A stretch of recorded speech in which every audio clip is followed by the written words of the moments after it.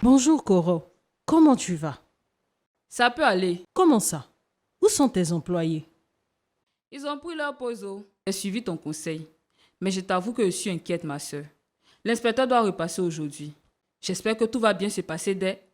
Lors de la première visite, il m'avait parlé des équipements de protection individuelle, de l'aération du salon, des fiches de paie des employés et de leur déclaration à la CNPS.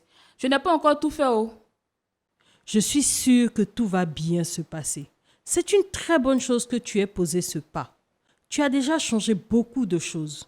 Même s'il y a encore des choses à faire évoluer, je suis sûre que vous pourrez vous entendre. Sois confiante. C'est compris. Madame Coro, je vois qu'il y a eu beaucoup d'améliorations dans votre salon, même s'il reste quelques points non résolus. Je suis satisfait de votre engagement à rendre vos conditions de travail meilleures.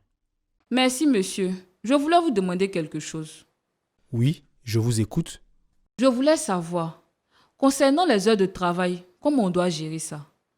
Parce que nous ici, on commence à 9 heures et on ferme lorsque la dernière cliente part. Mais quand on a des périodes chargées, on commence à 7 heures, des fois même à 6 heures.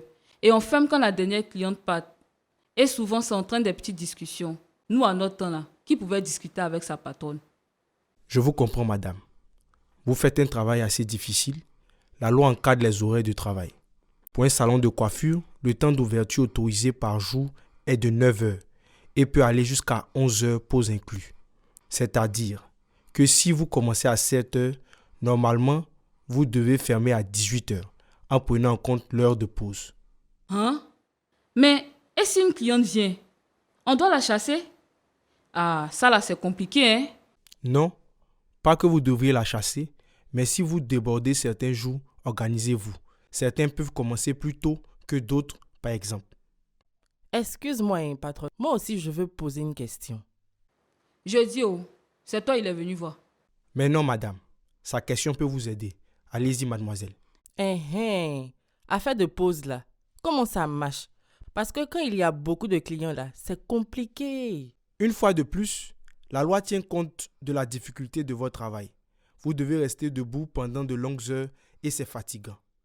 Vous pouvez prévoir de prendre de petites pauses de 15 à 30 minutes en 2 coiffures complexes. Chier, 15 minutes. Les clientes vont s'impatienter, hein? Ou alors, d'avoir des tabourets hauts pour les coiffeurs. Ils pourraient alors moins sentir les effets de la position debout. Ah, ça c'est possible. On peut gérer ça. Les pauses là, vraiment, ça va dépendre. On va y revenir. C'est très bien, madame. Vous voyez, sa question nous a aidé à avancer. Si on rajoute les points que nous avons évoqués au bureau sur le contrat de travail, qui est un accord écrit ou oral, monnayant un emploi contre un salaire sur le bulletin de paye, qui doit accompagner systématiquement tout paiement de salaire, ainsi que le cahier des signatures et sur la liberté d'association, vous voyez que nous avons bien avancé. Effectivement, nous avons bien travaillé. Donc, madame Coro, nous allons prendre en compte toutes les observations techniques et administratives, ainsi que votre bonne volonté à vouloir faire évoluer les choses. Nous allons vous mettre en observation et d'ici quelques temps, nous ferons une visite pour voir les améliorations. Vous savez déjà que nous sommes disponibles pour vous accompagner. Mais si à la fin de notre prochaine visite, certaines irrégularités sont toujours constatées, nous serons dans l'obligation de vous mettre en demeure de régler les problèmes. Monsieur, on ne va pas arriver là-bas. Moi-même, je suis très content d'avoir un délai pour régler les problèmes de mon salon. Ce salon, c'est tout ce que j'ai. Vraiment, merci beaucoup, monsieur. Vous avez entendu ce que l'inspecteur a dit. Les choses ont changé, mais c'est un peu. Et puis toi, Uche, ton affaire de syndicat, on m'a bien expliqué ça. Les réunions se tiennent en dehors des heures de travail. Et il n'y a que les membres du bureau du syndicat qui ont le droit de prendre 1 heure par jour pour mener leur activité syndicale. Donc, il faut faire doucement. Patronne. Dieu est bon. Au moins, je vais partir en congé de maternité sereinement. Je serai le secrétaire du salon. On va surveiller toute cette affaire. Plus jamais des